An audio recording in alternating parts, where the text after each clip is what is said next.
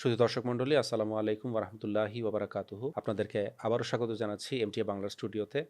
আপনারা জানেন আমরা ধারাবাহিকভাবে বিভিন্ন জামাতের ইতিহাস নিয়ে আলোচনা করার চেষ্টা করছি। আমরা এর আগে সেলবরস এবং বীরগাঁও জামাত প্রতিষ্ঠা এবং সেই জামাত দুটির বিভিন্ন ইতিহাস নিয়ে আলোচনা করেছি। সেই দুটো জামাতের সাথে আলহাজ আহমদ তৌফিক চৌধুরী সাহেব, প্রাক্তন ন্যাশনাল আমির আহমদে মুসলিম জামাত বাংলাদেশ, তার অনেক স্মৃতিচারণ এবং তার বয়াতের ঘটনা, ইতিবৃত্ত অনেক কিছু উঠে এসেছে। আজও আমরা সৌভাগ্যবান, আমাদের সাথে স্টুডিওতে রয়েছেন আলহাজ আহমদ তৌফিক চৌধুরী সাহেব। সালাম আলাইকুম। ওয়ালাইকুম আসসালাম। তিনি আহমদিয়া মুসলিম জামাত বাংলাদেশের নায়েব ন্যাশনাল আমির এবং ন্যাশনাল সেক্রেটারি উমরে খারেজিয়া হিসেবে দায়িত্ব পালনের সৌভাগ্য পাচ্ছেন।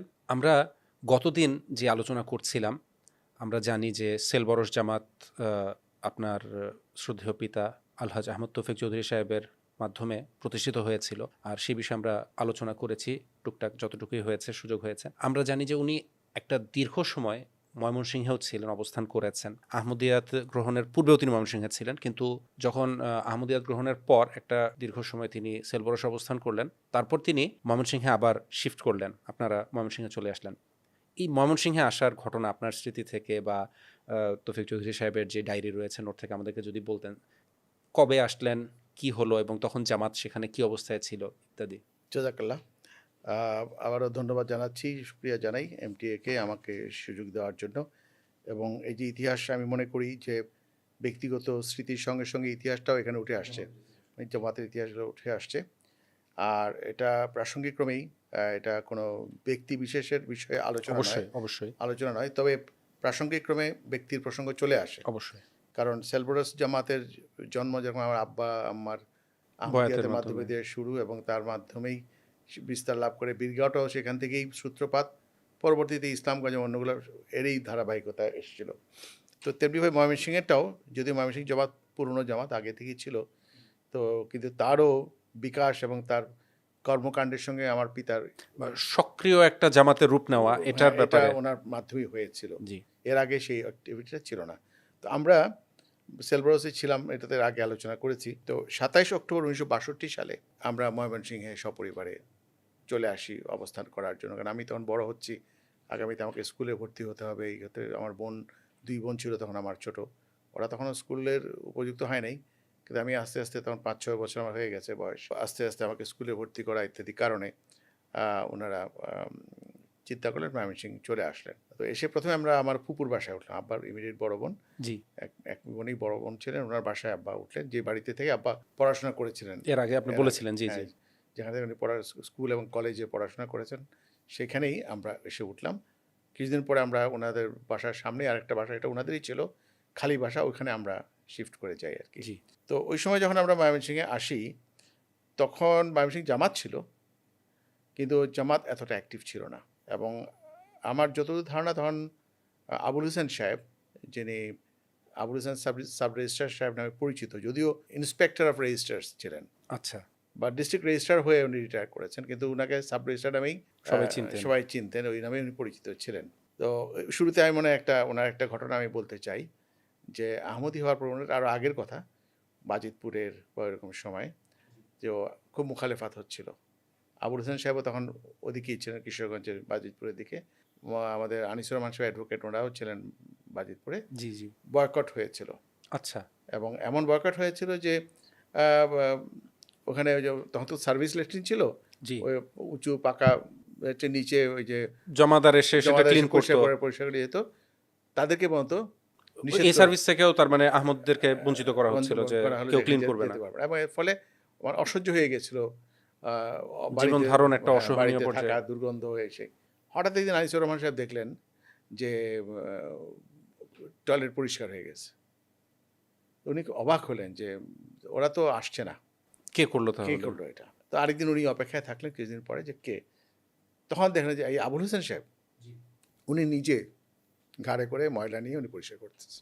তো এই যে স্পিরিট ছিল আহমদী, এটা প্রাসঙ্গিক ক্রমে বললাম, এটা এখানে সাথে সম্পর্ক না সরাসরি, কিন্তু আবুল হোসেন সাহেবের কথা আসাতে আমি মনে করি যে ওনাদের জন্য আমাদের দোয়া করা দরকার, এবং সেই দোয়ার ভাগিদার ওনারা, যে কীভাবে ওনারা স্যাক্রিফাইস এটার করেছেন অবশ্যই সেই সময়। হকদার।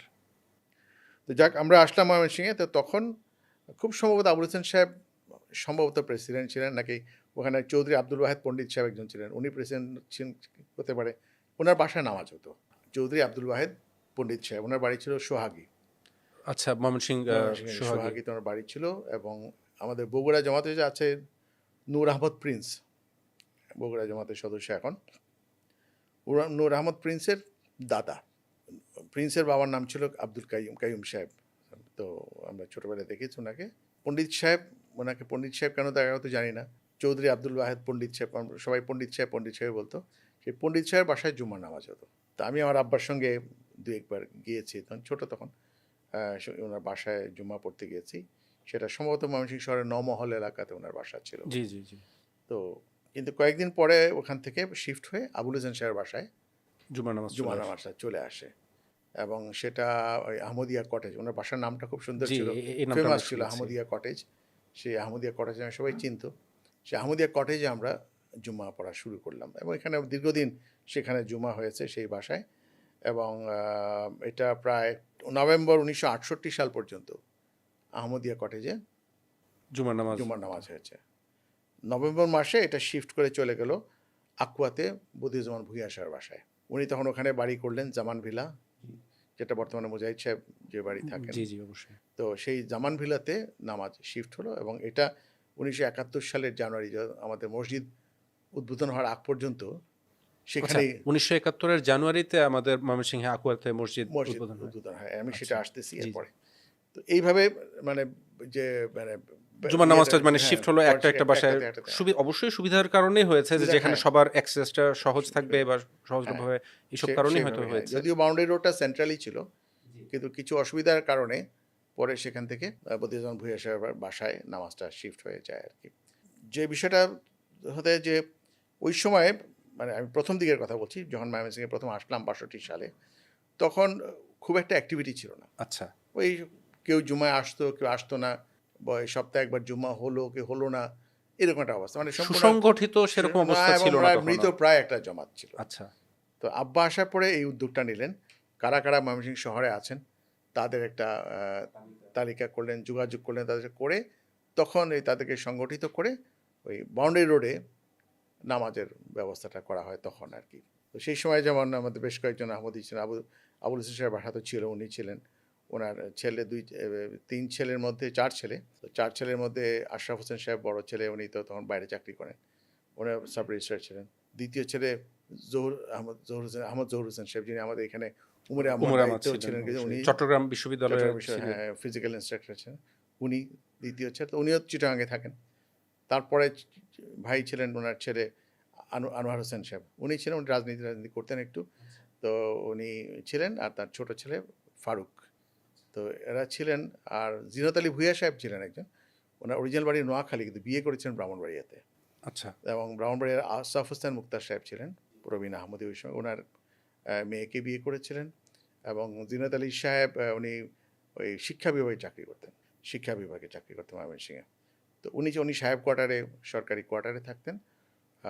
জিনত আলী সাহেব পরবর্তীতে রিটায়ারমেন্টের পরে ব্রাহ্মণবাড়িয়া ফিরে যান এবং ব্রাহ্মণবাড়িয়ার প্রেসিডেন্ট হয়েছিলেন। আচ্ছা। তো জিনত আলী সাহেব ওনার 3 ছেলে ছিল, হাবিবে খোদা, মাহবুবে খোদা আর রহমতে খোদা। আচ্ছা। তো হাবিবে খোদা আমার চেয়ে একটু বয়সে বড় ছিল, আর মাহবুবে খোদা আমার চেয়ে ছোট ছিল, আর রহমতে খোদা আরও ছোট ছিল। মানে এরা খুব অ্যাক্টিভ ছিল তখন, বেশ কাজকর্মের মধ্যে। এবং হাবিবে খোদা আজান টাজান দিত ওখানে, মসজিদের আজান সেই দিত। আর এইভাবে তার আরফান আলী মুন্সি সাহেব ছিলেন একজন, ময়মনসিংহ এলাকায় সম্ভবত কাতলা সেন ওনার গ্রামের বাড়ি, ওখানে উনি ছিলেন। তারপর বদিউজ্জামান মুঙ্গেরি সাহেব ছিলেন। আচ্ছা, উনি তো বাঙালি না অবশ্যই, বিহারের মুঙ্গের থেকে 47-এর পার্টিশনের পরে হিজরত করে আসেন, ওনারা ময়মনসিংহে বসতি স্থাপন করেন, আর অন্যান্য বিহারিদের সাথে উনি ছিলেন। তো উনি ছিলেন, ওনার ছেলেরা ছিল, ফ্যামিলি ছিল, মেয়েরা ছিল, তারা ছিলেন। এই কয়েকটা ফ্যামিলি আমাদের পরিবার, আরও হয়তো কয়েকটা ফ্যামিলি ছিল, আমার এখন সবার কথা মনে নেই। তো এই মিলে ময়মনসিংহ জামাতটা হয়। এবং আব্বাস এখানে ওই বিভিন্ন দিবস পালন করা, অনুষ্ঠান করা, প্রোগ্রাম করা, এইগুলা দিয়ে মানে জামাতকে একটা, মানে আমাদের জামাতের যে রেগুলার মানে মুসলিম দিবস, বা তখন তো মুসলিম দিবস তখন আমি জানি না শুরু হয়েছে কিনা, তখন মুসলিম দিবস, জি জি, মানে জামাতের যে বেসিক যে 3টা জি দিবস, মুসলিম দিবস আর খিলাফত দিবস, আর সাথে সিরাতুন নবীর আলোচনা সেটা জি। হতেই থাকতো। কি আমরা এখন যা দেখি তখনও এই প্যাটার্নটাই এই তখনও প্যাটার্নটাই ফলো মডেল হতো। জি। সেরকমই ছিল, আমরা সেটা দেখেছি এখানে। এছাড়া তখন ময়মনসিংহে কৃষি বিশ্ববিদ্যালয় এবং ময়মনসিংহ মেডিকেল কলেজ, ওখানে কিছু অবাঙালি ছাত্র, হ্যাঁ। তো ৬২ সালে কৃষি বিশ্ববিদ্যালয়ের আগে ছিল, এটা ছিল আপনার ভেটেরিনারি কলেজ, আচ্ছা, ভেটেরিনারি কলেজ। জি। হ্যাঁ, ময়মনসিংহ ভেটেরিনারি কলেজ। সেটা হয়ে গেল ৬২ সালে। তৎকালীন ইস্ট পাকিস্তান এগ্রিকালচার ইউনিভার্সিটি, পূর্ব পাকিস্তান কৃষি বিশ্ববিদ্যালয় হয়ে গেল। ওই সময় পশ্চিম পাকিস্তান থেকে বেশ অনেক স্টুডেন্টরা আসতো, এমনকি মালদ্বীপ টালদ্বীপ মাল্টা এইসব জায়গা থেকেও স্টুডেন্টরা এখানে পড়তে আসতো, নেপাল থেকে আসতো। তারা এই অঞ্চলে নামকরা একটা ইউনিভার্সিটি হয়ে গেল। আচ্ছা, বেশ বড়। এমনিতেও আমরা তো দেখেছি যে আসলে বেশ বড় এবং প্রাচীন একটা ঐতিহ্যবাহী এটা বিশ্ববিদ্যালয়। ইউএস এইডের একটা ফান্ড ওখানে আচ্ছা সরাসরি ছিল, কারণ আমি ছোটবেলায় দেখেছি ওখানে আমেরিকানরা থাকতো। আচ্ছা, ঠিক। এখনো কিছু কটেজ টাইপের বাসা আছে, যদি আমরা একটু ওদিকে যাই, কৃষি বিশ্ববিদ্যালয়। বিশ্ববিদ্যালয়ের ওই অ্যাডমিনিস্ট্রেটিভ বিল্ডিং দিয়ে যাই, জি। বাঁদিকে কিছু কটেজ টাইপের বাড়ি আছে, ওখানে আমেরিকানরা থাকতো। আচ্ছা আচ্ছা। এখন আজকে জানি না, কয়েক বছর আগে ওগুলো ছিল। তো সেখানে কিছু পাকিস্তানি, মানে পশ্চিম পাকিস্তানি আহমদি স্টুডেন্টও ছিলেন আচ্ছা, এগ্রিকালচার ইউনিভার্সিটিতে।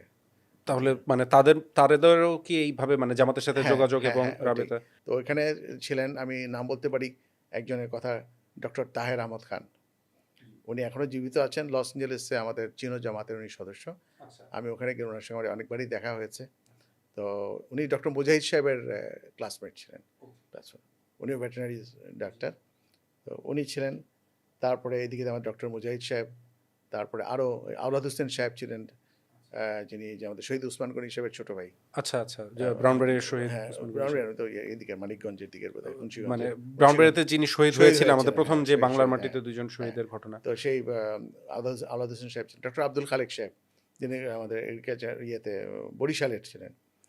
ওনারাও এখানে, ওনারা অবশ্য কলেজ জীবনের ছাত্র ছিলেন, ইউনিভার্সিটির না, যখন কলেজ ছিল তখন। কিন্তু মোট কথা ওই সময় তারা ছিলেন, মানে ভেটেরিনারি কলেজ যখন ছিল এটা, তখন ওই সময় তারা এখানে ছাত্র প্রথমে গেছে, ছিলেন। আর পরে এগ্রিকালচার ইউনিভার্সিটি হওয়ার পরে এরা আসলেন। জি। তারপরে আরও পরবর্তীতে সলিম হাজারি সাহেব, তোমার চাচা, উনি আসলেন। আমাদের আখতারুজ্জামান সাহেব, এই যে মুনাদুল ফাহাদ এদের বাবা, ওনারা গেলেন। আব্দুস সুবহান সাহেব গেলেন। আচ্ছা, আমাদের জিরাত সেক্রেটারি হিসেবে উনি ছিলেন, হ্যাঁ। একসময় দায়িত্ব পালন তারপরে করেছেন। ডক্টর আব্দুল বাতেন, এখন যে কানাডাতে আছে, বাতেন আমরা সমসাময়িক, বাতেন ছিল। এরপরে মাহমুদুল হাসান, যিনি একসময় খুদ্দাম সদর ছিল, মাহমুদুল হাসান। এইভাবে মানে সবাই ওখানে পড়েছে আর কি। তো প্রথম দিকে আমি কয়েকজনের কথা বললাম, মুজাহিদ সাহেব, মুজাহিদ সাহেব, পাকিস্তানি তাহের আহমদ খান সাহেব, তাহের খান সাহেব। এরকম আরো কে অনেক ছিলেন। একইভাবে ময়মনসিংহ মেডিকেল কলেজেও আহমদি ছিলেন, ছাত্ররা ছিলেন।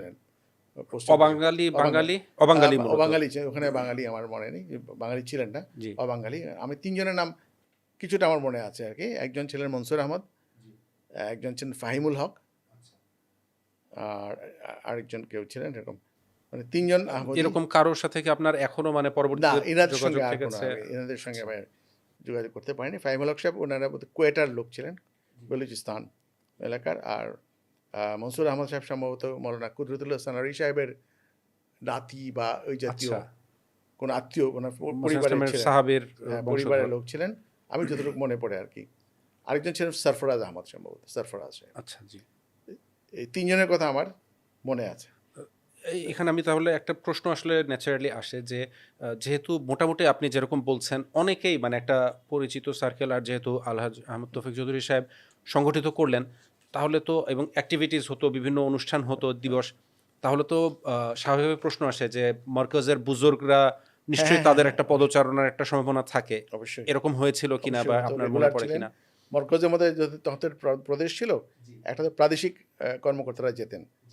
আমাদের আমির সাহেব, মৌলভী মোহাম্মদ সাহেব, উনি অনেকবারই গিয়েছেন। আর অন্যান্য যারা, ব্যারিস্টার শামসুর রহমান সাহেব জেনারেল সেক্রেটারি ছিলেন, আরও যারা, তারা তো সফর করতে যেতেন, তারা গিয়েছেন। আর এছাড়া আমাদের যারা কর্মকর্তা ছিলেন সিনিয়রদের মধ্যে, যেরকম মৌলভী মুস্তফা আলী সাহেব, আমাদের সাবেক আমির, তখন উনি কৃষি বিভাগের কর্মকর্তা। হ্যাঁ, তারপরে মুকবুল আহমদ খান সাহেব, তিনি গণসংযোগ বিভাগের কর্মকর্তা ছিলেন উনি। তারপরে আব্দুস সালাম সাহেব ছিলেন, উনি পুলিশ ডিপার্টমেন্টের কাজ করতেন। ইনারা অফিসিয়াল কাজে ময়মনসিংহ গেলে ওনারা আমাদের বাসা দিয়ে আসতেন, এখানে উঠতেন। কেউ হয়তো সার্কিট হাউসে থাকতেন বা ডাক বাংলাতে থাকতেন, কিন্তু আসতেন আমাদের বাসায় মাগরিবের সময়। কারণ মানে আহমদি সার্কেলটা বা আমাদের যেটা মানে আমাদের ভাড়া কেন্দ্র সেন্টার। করেই ছিল। জি জি। আর আমাদের বাসাটা স্টেশন রোডে হওয়ার কারণে আমি প্রথম বলছি, প্রথম দিকে ছিলাম এটা 20 স্টেশন রোড আমাদের যে বাসা, এবং এটা তখন বেশ ফেমাস ছিল, মানে 20 স্টেশন রোড সারা ভারতেও তখন যোগাযোগ ছিল, তো ভারত এবং আমাদের এই পূর্ব পাকিস্তানে 20 স্টেশন রোড একটা ফেমাস ছিল, মানে একটা স্পেশাল ল্যান্ডমার্কের মতো ছিল। ছিল। এবং এমনকি চিঠিপত্রের মধ্যে যদি আসতো শুধু আহমদ তৌফিক চৌধুরী ময়মনসিংহ লিখলেও এই বাসায় চলে আসতো চিঠি, মানে এরকম একটা অবস্থা ছিল।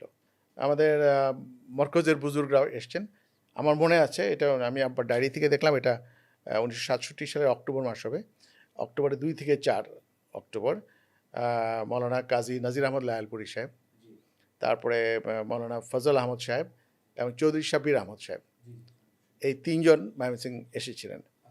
এবং এটা আমার পুরো মনে আছে।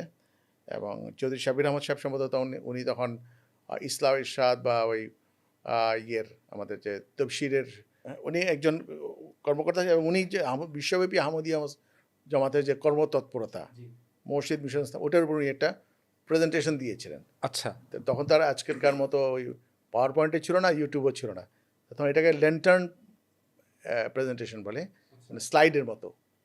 ওই উনি ওই একটা ইলেকট্রিক্যাল ইয়ের মতো, ওর মধ্যে ওই ছবিগুলো স্লাইডগুলো দিতেন, ওটা সামনে স্ক্রিনের মধ্যে প্রজেকশন হতো একটা স্ক্রিনের উপরে, প্রজেক্ট, হ্যাঁ ওই প্রজেক্ট হতো, এইভাবে এটা করেছিলেন, এটা আমার মনে আছে। এবং এখানে অনেক নন আহমদিকে দাওয়াত দেওয়া হয়েছিল, এবং তখন এটা আবার করতে হতো অন্ধকার করে, কারণ তখনকার প্রযুক্তি, হ্যাঁ, যাতে এটা ভালো দেখা যায়, অন্ধকার করে এই কাজটা, এইগুলা হয়েছে সেখানে। তো ওইভাবে ধীরে ধীরে বিভিন্ন কার্যক্রম শুরু হয়, বিশেষ করে বিভিন্ন ইয়েগুলো আয়োজন করা, বিভিন্ন দিবসগুলো আয়োজন করা। আর আব্বাটা যেটা করতেন, যে যখনই কেউ আসতেন মরকজ থেকে বা কেন্দ্র, মানে জামাতেরও বাংলাদেশ, মানে বাংলাদেশ তো না, পূর্ব পাকিস্তানের কেন্দ্রীয় কর্মকর্তা যারাই আসতেন, একটা অনুষ্ঠানের আয়োজন করতেন, কিছু লোকের দাওয়াত দিতেন, জামাতের লোক এবং আহমদী শিক্ষিত সমাজ যারা কিনা সমাজের মাথা, রাতে উনি ডিনারের ব্যবস্থা করতেন, এবং তাদের উপলক্ষে একটা আলোচনা, পরিচিতি জামাতের, এটা রেগুলার, এটা ছিল আমাদের বাসায়, সেটা একটা নিয়ম ছিল আর কি। তো এছাড়া ওই সময় আমাদের মুরব্বী, সদর মুরব্বী ওরকম মৌলানা সৈয়দ আহমদ সাহেব আর মৌলভী সলিমুল্লাহ সাহেব, দুজনের কথা আমার মনে আছে। আর আসলে তখন তো সংখ্যা কম ছিলেন, সব জায়গায় তো কভার করা যেত না, সম্ভাবনা, তো গ্যাপও হতো। হয়তো মৌলানা আজাদ সাহেব একবার আসলেন, তারপরে ট্রান্সফার হয়ে গেলেন, ট্রান্সফার হয়ে যাওয়ার পরে মাঝখানে একটা গ্যাপ হলো, তারপর হয়তো একসময় সলিমুল্লাহ সাহেব আসলেন, তারপরে আবার গ্যাপ হলো, আবার একসময় মৌলানা সৈয়দ আহমদ সাহেব আসলেন। মানে রেগুলার সেখানে কেউ একজন মানে তালিবাদের জন্য ওইভাবে করে স্টে করছেন, সেই যুগে আসলে সম্ভব ছিল না, কারণ ওনাদেরকে যেহেতু আব্বা থাকাতে মনে হয় জামাত মনে করতে উনি তো টেক কেয়ার করতে পারবেন, অবশ্যই, জি, কাজ তো উনি করছেন, জি।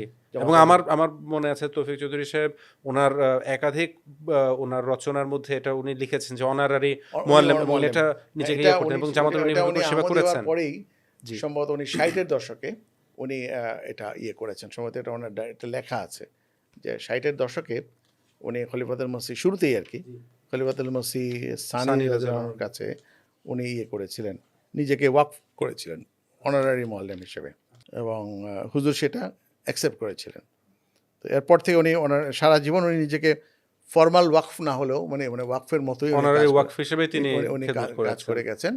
এবং যে জিনিসটা হয়েছে যে উনি, আমাদের একটা ওষুধের দোকান ছিল, ফার্মেসি ছিল, তো উনি ওইগুলা রেখেই উনি অনারারি মুআল্লিম হিসেবে উনি মনোনয়ন পান 12/5/1960, আর 12 মে 1960 তিনি অনারারি মুআল্লিম রূপে উনি হুজুরের অনুমোদনটা পান আর কি। তো উনি নিজেকে ওখানেই, উনি দিনের পর দিন ফার্মেসি বন্ধ করে উনি তবলিগের কাছে সফরে চলে যেতেন, এটা করতেন উনি আর কি। তো এরপরে ছাড়াও মৌলানা মাহমুদ আহমদ সাহেব, জি, মাহমুদ আহমদ বাঙালি সাহেব, হ্যাঁ মাহমুদ বাঙালি, উনি যখন ছাত্র, জামিয়ার স্টুডেন্ট, ঠিক, তো মাঝখানে উনি বেশ অসুস্থ ছিলেন, ওনার পেটের সমস্যা হতো একটু, তো হয়তো ওখানে খাওয়া দাওয়া, যেটা শুনেছি যে ওখানে স্যুট করতো না খাবার, হ্যাঁ, তো উনি প্রায় দীর্ঘদিন একটা ছুটি দিচ্ছিলেন, সম্ভবত বছর খানেক বা 6 মাস, এর মধ্যে একটা দীর্ঘ সময় তিনি আমাদের বাসায় ছিলেন। আচ্ছা আচ্ছা, আমাদের বাসায় ছিলেন দীর্ঘ, আমার এটা মনে আছে উনি ছিলেন, এবং আব্বার সঙ্গে উনি হয়তো আস্তে আস্তে কথা বলতেন, ধীরে ধীরে কথা বলে উনি ইয়ে করতেন, তো উনি ছিলেন। তারপরে আরও যেটা হলো, এইভাবে চললো, মাহমুদ আহমদ সাহেব ছিলেন, উনি 2বার আসছেন, পরবর্তীতে আরেকবার আসছেন, এটা ছিল। আরেকটা প্রশ্ন, যেহেতু 60-এর দশক নিয়ে আলোচনা হচ্ছে, আমরা জানি 63 সালেই আহমদিয়া মুসলিম জামাতের মানে এই পূর্ববঙ্গে একটা বলা যায় খুব হৃদয় বিদারক কিন্তু জামাতের জন্য ভাগ্য নির্ধারণী ঘটনাও ঘটেছিল, প্রথম শাহাদাতের ঘটনা এখানে ঘটেছিল, এবং আমরা মৌলভী সলিমুল্লাহ সাহেবের যেই নজম আমরা সবসময় শুনে থাকি, হ্যাঁ, যুগে যুগে শহীদি, যারা আল্লাহর রাহে জি করিল জি, জীবন দান। ওই শহীদি গজলের মধ্যে সেখানে ওই নজমের বাক্যর মধ্যে আছে যে সন্ধ্যার পরে বক্তৃতা করে আহমদ তৌফিক। তো এই ঘটনাটা যদি আপনি বলতেন, স্মৃতিচারণ করতেন এই বিষয়টা। আমরা তো তখন ছোট, 63 সালে আমার বয়স হচ্ছে 6 বছর।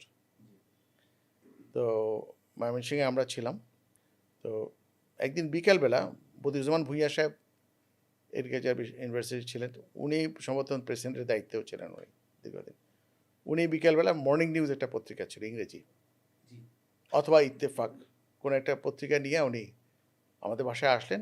এসে বললেন যে এরকম ব্রাহ্মণবাড়িয়ার জলসায় আক্রমণ আক্রমণ হয়েছে। হয়েছে এবং আমাদের 2 জন শহীদ হয়েছেন, এরকম একটা খবর উনি দিলেন। তো তখন তো ওইভাবে রেডিও শোনা হতো না, আর রেডিওতে সব খবর আসতো না। আর ওই সময় আমার আমার বড় মামা আবার ওই সময় আমাদের বাসায় ছিলেন। উনি সুনামগঞ্জ থেকে, বীরগাঁও থেকে, মামা আহমদ এসেছেন, ছিলেন না, বাট জি জি। আব্বার সাথে খুবই অ্যাটাচ ছিলেন। তো ঢাকাতেও যখন ছিলেন আমাদের এখানে জুম্মা পড়তে আসতেন, বয়াত নেন নাই, কিন্তু আহমদিয়তের সাথে মানে ইন্ট্রোডাকশন একটা খুব ভালো খুব ছিল ভালো তার। ইয়ে ছিল। তো বড় মামা তখন সেখানে ছিলেন। ভূঁইয়া সাহেব এসে দেখালেন মামাকেও, এই শোনা তো আমরা তো একটু চিন্তায় পড়লাম কী অবস্থা। তো এইটুকু শুধু শুনলাম যে না, এই 2 জন শহীদ হয়েছেন, বাকিদের খবরে আছেন মোটামুটি ভালো ধারণা করা যায়। তার একদিন পরে আব্বা ঢাকায় আসলেন। ঢাকা থেকে তখন আমার ফুপুর বাসা, পাশের বাসায়, সেখানে টেলিফোন করলেন। আর তখন তো টেলিফোন করা মানে ট্রাঙ্ক কল করা হতো। ওটা হয়তো বর্তমান প্রজন্ম চিন্তাই করতে পারবে না। টেলিফোন বুক করতে হতো, তারপরে কার নামে যাবে, কার সঙ্গে কথা বলবেন, এরপর দেখা গেলো সারাদিন বসে থাকতে হতো আচ্ছা, একটা কলের জন্য। একটা কলের জন্য। লাইন পাওয়া যাচ্ছে না, লাইন পাওয়া যাচ্ছে না। দেখা গেল যে সকাল 10টায় ইয়ে করলাম, ট্রাঙ্ক কল বুক করলাম, রাত 10টার সময়। মানে এটা কি আপনার ওই যে লং ডিস্টেন্স কল বা ওই ধরনের ব্যাপার ছিল, মানে তখন ট্রাঙ্ক কল বলা হতো তখন এটাকে? ট্রাঙ্ক কল বলা হতো। আচ্ছা, ট্রাঙ্ক কল করে বুকিং করে জি। এইভাবে আসতে হতো। তা আচ্ছা, আব্বা ফোন করলেন ঢাকা আঞ্জুমান থেকে, এখান থেকে, যে এরকম আমি সুস্থ আছি, ভালো আছি, তো আমাদের 2 জন শহীদ হয়েছেন, আমি কয়েকদিন পরে আসছি। তো এই প্রথম আব্বার কাছে আমরা আসছি। এরপরে তো মিথ্যা মামলা হয়ে গেল আমাদের আমাদেরই বিরুদ্ধে। আমাদের বিরুদ্ধে। আমাদেরও একটা মামলা করলেন, জি। যেহেতু 2 জন শহীদ হয়েছেন। হুম। কিন্তু মোল্লারা পাল্টা মামলা করে দিল আমাদের বিরুদ্ধে। মানে আব্বা ছিলেন 1 নম্বর আসামি, এবং দীর্ঘ 2.5 বছর কোর্টের চক্কর কাটতে ওনাদেরকে হয়েছে। প্রতি মাসে হাজিরা দিতে হতো। তো আমাদের মনে আছে, আমরা ওই ছোটোবেলায় আব্বা যখন সকালবেলা ভোরবেলা বিদায় হতেন, তখন ট্রেনগুলো সাধারণত ওরকমই ছিল। ব্রাউনবাড়িয়াতে তখন সাব ডিভিশন কোর্ট, ওখানে প্রথম মামলাটা চলছিল আর কি। তো যাওয়ার সময় আমরা দোয়া করে আব্বাকে বিদায় করতাম। আর আব্বা ফিরে এসে উনি আবার আসরের মধ্যে আবার পরে ঘটনাগুলো বলতেন। বলতেন, এবং বেশ ঈমান উদ্দীপক অনেক ঘটনা, এবং ওদেরকে মানে ঘায়েল করার মতো অনেক কথা উনি বলতেন, যেগুলো আমরা খুব মজা পেতাম। যেমন আব্বাকে বলল, উকিল সাহেব প্রশ্ন করতেছে, আপনি বললেন যে ইমাম মাহদী আসছেন, সেটা আপনি বেদ, বাইবেল, কোরআন, হাদিস সবগুলো থেকে আপনি প্রমাণ করছেন। আবার বলতেছেন যে আপনার বক্তৃতা শুরু হওয়ার 10 মিনিটের মধ্যে আপনার উপর আক্রমণ শুরু হয়েছে, উনি প্রথম ছিলেন। এটা কি সম্ভব? বেদ, বাইবেল, কোরআন এত সব সংক্ষিপ্ত সময়ে আপনি বলে ফেললেন। ইয়ে করা, এটা কি সম্ভব? আব্বা বললেন, এতক্ষণ তো লাগে না, আমার 2 মিনিট লাগবে। এবং হ্যাঁ, কিভাবে? মানে ওখানে একটা ইনস্ট্যান্ট একটা ডেমনস্ট্রেশনও হয়ে গেল যে আমি। হ্যাঁ, যে 2 মিনিট লাগবে, আপনি এত বড় কথা। হ্যাঁ, ইমাম মাহদী আসলে চন্দ্রগ্রহণ, সূর্যগ্রহণ হবে। এটা বাইবেলের অমুক জায়গায় আছে, বেদের অমুক জায়গায় আছে, হাদিসেই আছে। তারপর কয় মিনিট লাগলো? তো মানে হ্যাঁ, এইভাবে উনি তো এটাতে মানে এক হিসেবে কিন্তু মানে উকিলের প্রশ্নের উত্তর দেওয়ার মাধ্যমে কিন্তু কোর্টে যারা থাকছে তারা সবাই শুনছে আহমদিয়াতের সত্যতার প্রমাণ, সত্যতার এবং প্রমাণটা উনি এইভাবে বলে জি, দিচ্ছেন। এবং ওদেরকে এই যে মানে একটা র্যান্ডম একটা বড় একটা প্ল্যাটফর্মে কিন্তু তবলিগের কাজও হচ্ছে এর কাজও হচ্ছে, মাধ্যমে। আর ওই যে উকিল যে মারমুখী হয়ে ভাবলো যে ওনাকে ঘায়েল করবে, উল্টা উনি উকিলকে ঘায়েল করে পাল্টা। দিলেন। আমার 10 মিনিট তো লাগে না আমার। অবশ্যই। হ্যাঁ, তারপরে বলতেছে, আমার এগুলো স্মৃতিতে মনে আছে কিন্তু, হ্যাঁ, আপনারা কথায় কথায় কোরআনের কথা বলেন, খালি কথায় কথায় কোরআন। কোরআন কি পাইকারি জিনিস পাইছেন নাকি? উকিল প্রশ্ন করছে। তারপর যে অবশ্যই কোরআন তো আল্লাহর সারা মানব জাতির জন্য পাঠাইছে, এটা তো পাইকারি, আপনার কারো বাপের সম্পত্তি তো না এটা। এটা তো মনোপলি করার কোনো বিষয় না এটা। তো এই ধরনের মানে ঘটনাগুলো উনি চমকপ্রদ সব চমকপ্রদ ঘটনা। কথাগুলো বলতেন। তো এইভাবে আপনার ব্রাউনবাড়িয়া ব্রাউনবাড়িয়ার এই যে মামলা, এটা ব্রাউনবাড়িয়ায় চললো, তারপরে চলে গেল ডিস্ট্রিক্ট কোর্ট কুমিল্লাতে। তখন আচ্ছা, কুমিল্লার শিফট, ডিস্ট্রিক্ট, জি জি হ্যাঁ, জি। কুমিল্লা ডিস্ট্রিক্টের অধীনে ছিল ব্রাউনবাড়িয়া। কুমিল্লার ডিস্ট্রিক্ট অ্যান্ড সেশন জজে চলে গেলো। সেখান থেকে তারপরে আপনার মামলাটা খারিজ হয়ে গেল ডিসমিস হয়ে গেল। তো এরকম ঘটনা অনেক আছে। তারপরে আসলেন হযরত খলিফাতুল মসিহ সানির ইন্তেকালের জি ঘটনাটা জি একটু অবশ্যই বলতে চাই। অবশ্যই। হুজুর ইন্তেকাল করেন ৮ নভেম্বর ১৯৬৫ সাল এবং সেটা ছিল রাত ৩টা ২০ আমি আব্বার ডায়েরিতে দেখলাম। ইন্তেকাল করেছেন এবং রেডিও পাকিস্তান থেকে সেটা ঘোষণা করা হয়েছে। আচ্ছা, রেডিও পাকিস্তানে এই করা ঘটনাটা হয়। এই হ্যাঁ। কারণ নিউজ ওই এসেছিল। সময় আহমদী জামাতকে আইয়ুব খান পাওয়ারে ছিল জি, তো। আহমদী জামাতকে যথেষ্ট সম্মানের চোখে দেখা হতো। দেখা হতো। আর অনেক কর্মকর্তা সিনিয়র লেভেলে অবশ্যই, ছিলেন। কারণ পাকিস্তান যদি আমরা রাষ্ট্র হিসেবে দেখি, পাকিস্তানের পেছনে আহমদীদের শ্রম, ত্যাগ, তিতিক্ষা, রক্ত অনেক কিছু আহমদীরা দিয়েছেন এবং এবং এখানে যতক্ষণ প্রমিনেন্ট সভ্যতা আহমদী ছিল, ছিলেন। যতক্ষণ তাদের মধ্যে সভ্যতা ছিল তারা কিন্তু এটা রিকগনাইজ রিকগনাইজ করতো করেছে এবং এবং এটাই মোল্লাদের গাত্রদাহের কারণ কারণ হয়েছে। ছিল। তো সেখানে তখন সিভিল সার্ভেন্ট বলেন, সেনাবাহিনী বলো, যাই বলো না, সব জায়গাতেই কিন্তু আহমদীরা একটা প্রমিনেন্ট পর্যায়ে ছিলেন ওই সময়। আর আইয়ুব খান নিজে আহমদী জামাতকে সম্মানের চোখে দেখত। তো যে কারণে ওই সময় রেডিও পাকিস্তানে ঘোষণা এসছে যে আহমদী জামাতের খলিফা ইন্তেকাল করেছেন। এছাড়া টেলিগ্রাম আসছে তখন ওই ঢাকা থেকে আবার বিভিন্ন জায়গায় মরকজ থেকে বিভিন্ন মরকজে জায়গায় এবং ওখান থেকেও টেলিগ্রাম, সবাই। হ্যাঁ, আমি জানি না টেলিগ্রাম এখন বুঝবে না, আজকাল তো আবার ওই যে টেলিগ্রাম এখন আমরা আমরা ছোটবেলায় শুনেছি, কিন্তু এখন মানে হয়তো হ্যাঁ, টেলিগ্রাম কারো এখন টেলিগ্রাম ধারণাও নাই। একটা অ্যাপ, এখন সোশ্যাল মিডিয়া অ্যাপ হয়ে সোশ্যাল মিডিয়া গিয়েছে। অ্যাপ, এটা সেটা না। অবশ্যই এটা একটা কোডের মাধ্যমে আসতো এক জায়গা মোর্স থেকে, কোডের মাধ্যমে একটা বোধহয় কোডে ইয়ে করা আসতো, হতো তারের মাধ্যমে একটা কোড আসতো, সাধারণত এবং প্রত্যেকটা শব্দ বা প্রত্যেকটা লেটারের জন্য হয়তো পে করতে হতো যে ওটা এভরি ছিল। ওয়ার্ড। তারপরে হ্যাঁ, এক একটা সাউন্ডের একটা মিনিং ছিল। জি, তো হুজুরের ইন্তেকালের ইয়েটাও টেলিগ্রামের মধ্যেও আসলো, রাবুয়া থেকেও টেলিগ্রাম আসছে, এরপর ঢাকা থেকে বিভিন্ন জায়গায় টেলিগ্রাম গেছে। তারপরে আবার খলিফাতে সালেসার নির্বাচন হলো। অতি অবশ্যই, মানে আসলে প্রত্যেকটা খিলাফতের এই যে ট্রানজিশনাল সময়টুকু জামাতের জন্য আমরা এখনো যখন কোরআন হুজুরের শরীফে আল্লাহ তাআলা বলছেন, খলিফারা অবশ্যই মানে ভয়ভীতির একটা অবস্থা, তাদের একটা ভয়ভীতির অবস্থা সৃষ্টি হয় এবং সেটার পর আল্লাহ তাআলা আবার খিলাফতের মাধ্যমে শান্তি এবং নিরাপত্তায় বদলে দেন। কিন্তু ওই সময়টুকু জামাতের সদস্যদের জন্য কিন্তু খুবই একটা কষ্টের এবং একটা মানে দুশ্চিন্তার কারণ থাকে, উদ্বেগের একটা সময় থাকে। কারণ থাকে। তো ওখানে আপনারা তো আপনাদের যেহেতু তৌফিক চৌধুরী সাহেব আপনার বাবা ছিলেন, আপনারা অবশ্যই দেখেছেন তার মধ্যে সেই একটা উৎকণ্ঠা ছিল কি হবে। আমি কেন জানি না, আমার এটাও মনে আছে, আব্বা বলছেন মিয়া নাসির আহমদ সাহেব না হন।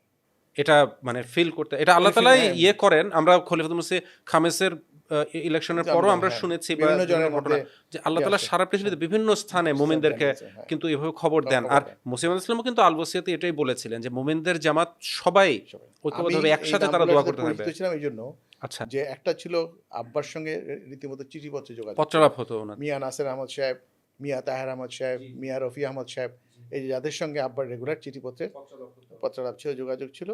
এবং আব্বা আবার এই কথা, চিঠি আসলে আমাদেরকে শোনাতেন, বিভিন্ন সোভিনির বেরোতো। জি জি, জামাতের করাচি, খোদাম আহমদিয়া করাচির খুব সুন্দর আকর্ষণীয় সোভিনির ছিল, আমাদের বাচ্চাদেরও খুব ভালো লাগতো।